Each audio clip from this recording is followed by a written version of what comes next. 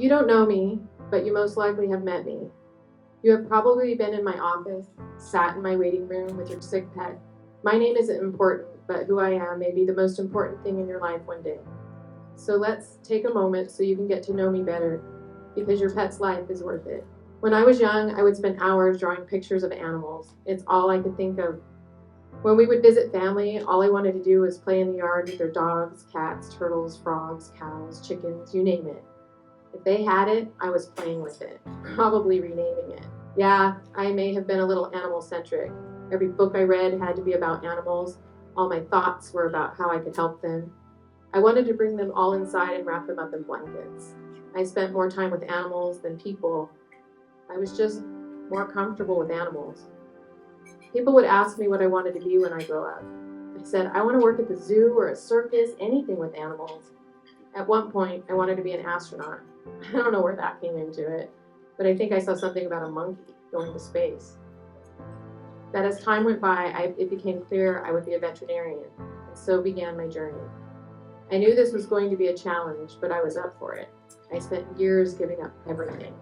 I didn't go to the movies with friends. I never went to parties or weddings. I even missed funerals. I was convinced if I missed just one study night, the animals would not have me to help them. I would visualize animals coming to me really sick, and with all the knowledge I was going to gain, I would be able to save their lives. The animals needed me. But getting into vet school was hard. There are only 32 vet schools in the U.S. with about a 12% acceptance rate. I applied everywhere I could, but it was costly. I had to find odd jobs to pay for the applications. I cleaned poop in horse stalls. I babysat. I milked cows. You name it, I would do anything. I didn't date, sleep, and sometimes I didn't eat. I started getting scared. I thought I might never get into vet school. But in my mind, I knew that I was the only one that loved animals this much. And that had to mean something. I would later find out that every vet student loved animals just as much as me. The day came, I got accepted, I'm in.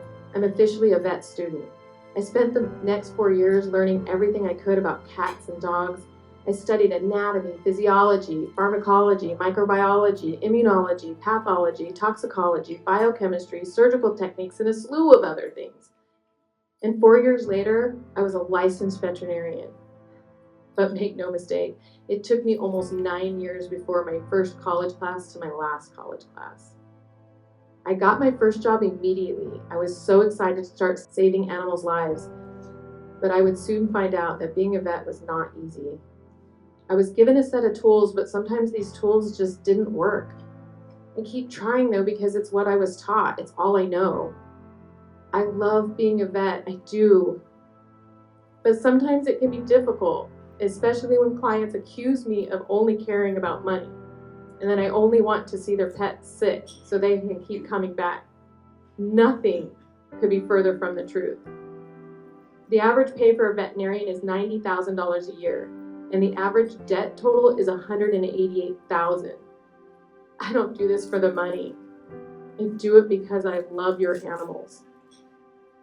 I hope the next time you're in my office, we can find a way to work together.